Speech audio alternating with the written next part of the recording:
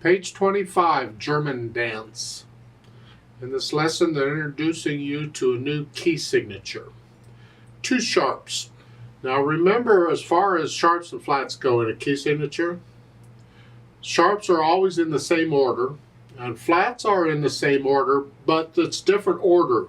Sharps and flats have a different order, but it's within each, it's the same order. Actually, it's backwards. Sharps have a particular order that goes, and flats have this an order, but it goes exactly the opposite direction as sharps. And that, just an observation, doesn't help you any, but okay. The point is, the first sharp in a key signature is always F, and the second sharp in a key signature is always C. So when you see two of them there, you have to worry about what they are. You just automatically know what they are. And if you can play the scales with that key signature, you don't even have to worry about which block keys to include. You're just going to play the notes in the scale. It works very well. So I'll talk about that a little more a little bit later. I'll look it over. I see it's 4 lines of music long. It's got repeat signs, so it lasts longer than 4 lines, but as far as learning the music, there's only 4 lines of music to learn. The clef signs are treble and bass. The key signature, we're in the key of D major. So go ahead and do the scale for D major, 1 octave up and down, just learn the scale. And also go ahead and do the scale for B minor, because this B minor, the key of B minor, has 2 sharps in it. I got videos on those scales. You do just 1 octave up and down, just learn the scale right now. The trill exercise will do you the most good. And 3/4 time. Music looks like it's getting uglier and uglier as we go through that. Just take it a little bit at a time and see if we can figure it out. The right hand first, that is a D. You should know that note. It's right above the second ledger line. And just memorize 2 ledger lines above the treble clef is a C. Just memorize, that's really important. 2 ledger lines below bass clef is a C. C is kind of in the middle of everything. So we have middle C, and then a C, and then this C is 2 ledger lines, and that's right above it, so that's a D. So we're up here. It's 1, 2, 3, and then reach out a little bit, 3rd finger, and then reach out a little more, and then 3. We're just kind of walking around a little bit. And then 4 again, we're taking advantage of the repeated notes to change hand positions.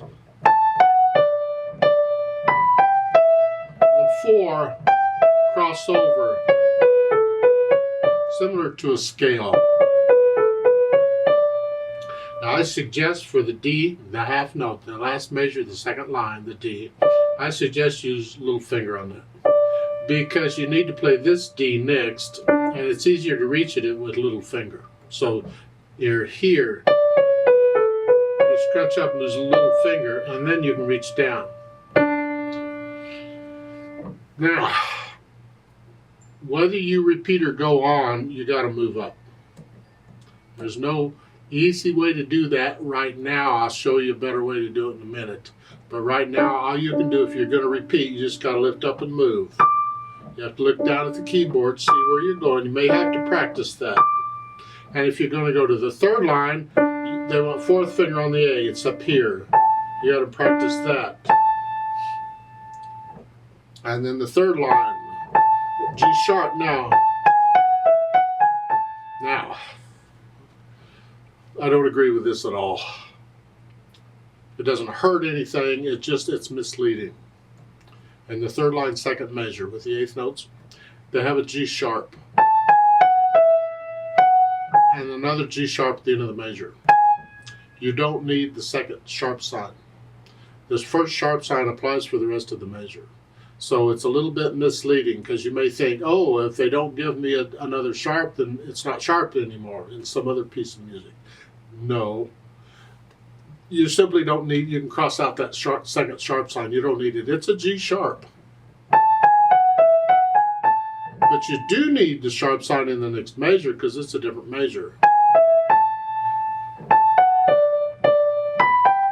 Then the last measure, again, the half note, use little finger, because you got to reach down for this D. I'll show you another way of doing that in a minute, but right now that's what we're doing. Because when you repeat, you got to go back up to here. Yeah. Left hand is here. One, you should know that's a D. You just know that note. Reach down a little bit. They say fourth finger. I see no reason for fourth finger. The little finger's there, use it.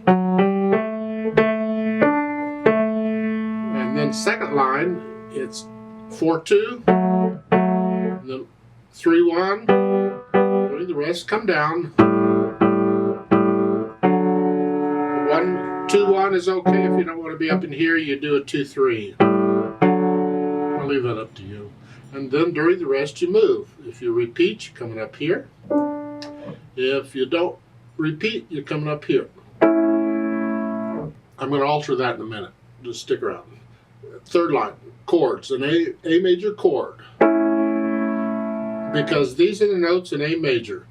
The 1, the 3, and the 5, those are the notes in A major. And the bottom note's in A, it's an A major chord. And then we have it's an E7 chord. I wish they'd present chords. They're not giving you anything about chords in this series. But just memorize what that chord is. And the last line is similar to what the second line. Then I put the hands together, and the idea of putting the hands together is getting a feel for the working together. And sometimes this is where you can alter the fingering again. See, and later on we may alter the fingering again. So the fingering we have isn't absolutely set in concrete. This is what we're starting with. We'll adjust it if we need to.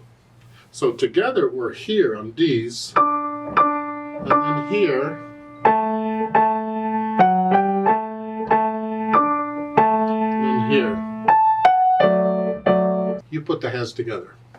However, at the end of the second line and the end of the last line, with this,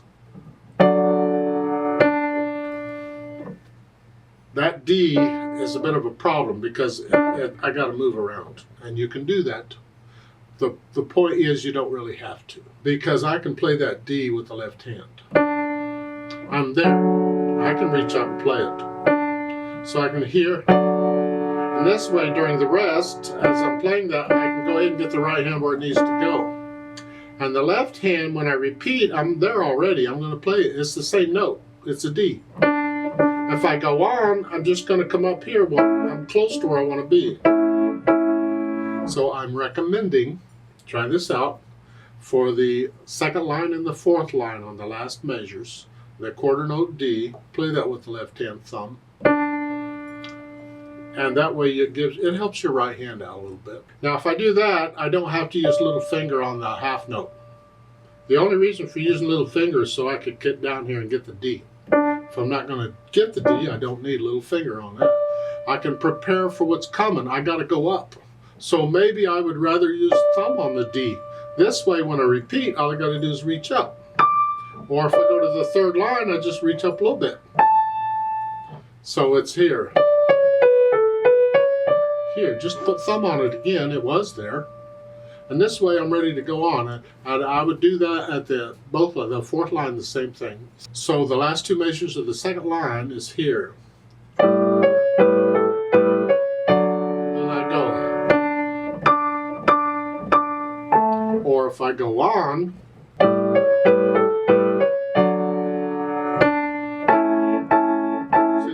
it's so easy to, there's hardly any moving at all that way. The last line at the bottom to repeat. I hear.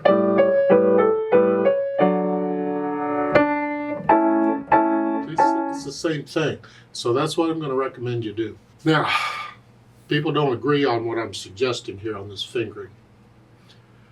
They say, well, if it's in the top staff, the right hand needs to do it.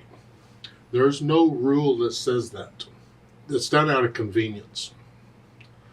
The melody's in the top staff, so they've kept the melody all together. That doesn't mean the right hand has to play the melody all the way through. So I do this a lot. If one hand can help the other out to help simplify something or to help me move my hand or something, then I'll do it. And that's what I'm recommending here.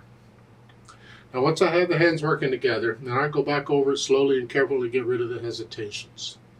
And once I can play it with no hesitations anywhere, then I'll think about the articulation. And the staccatos are going to be short staccatos. I'm hinging at the wrist here.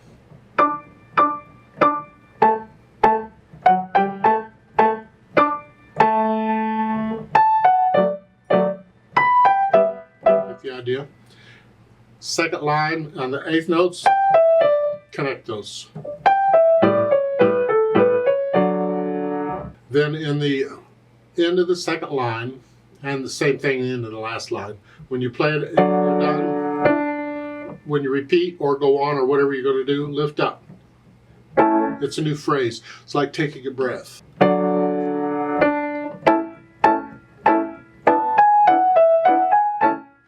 So I put in the articulation, and then I add the dynamics. It's forte at the beginning, which is loud. That's going to be for the melody, which is actually the right hand. Both hands are playing the same note, but in my opinion, the melody is really the right hand. The left hand happens to be playing the same notes, but it's still harmony. You can have harmony be an octave apart, and that's what it's doing. So I'm going to play the right hand loud, and the left hand sort of soft.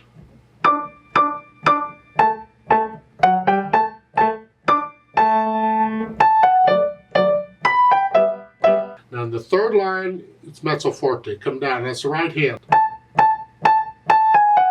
The left hand is soft. So I'm sort of heavy in one hand and I'm light in the other at the same time. And again, if you're having trouble with this because it feels weird, it's off balance, do this with the scales. Practice playing one hand louder than the other with the scales and take turns as to which hand is louder. Here.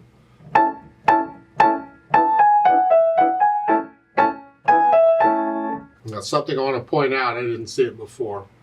In the third line, second measure, the slurs. I don't understand why it's slurred this way. I'm not familiar with this piece. Maybe it is. But in my opinion, this, I would tend to want to play that the same way as I'm playing all the others. Where they don't give you any slur and I'm connecting them all, I would want to connect this. So if you connect it, as far as I'm concerned, fine. If you want to lift up between the second and third beat, that's fine. It's up to you. I find that a little awkward, but so I'm going to connect them. Now, I got off here. This end of the third line, we're back up to loud like we were at the beginning. That's the right hand. Just kind of a loud piece. Well, it's a dance. I guess it's a happy dance. It sounds happy to me, I guess. I need more coffee for happy, but I'll work on it. Speed, well, fast, or some people say happy. We're back to that happy nonsense again. Just, what do you picture people dancing to this? Old time people, 200-300 years ago dancing to this.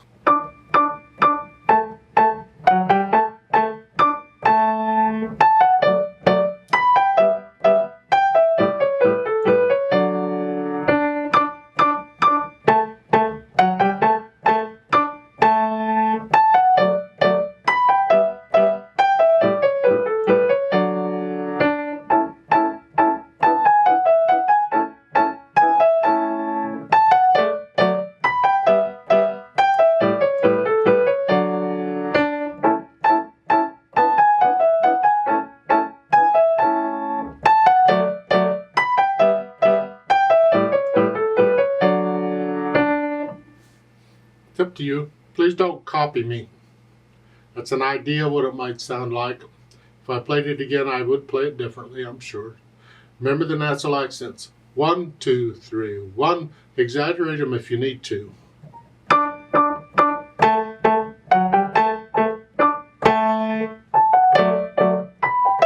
Exaggerate them to feel them.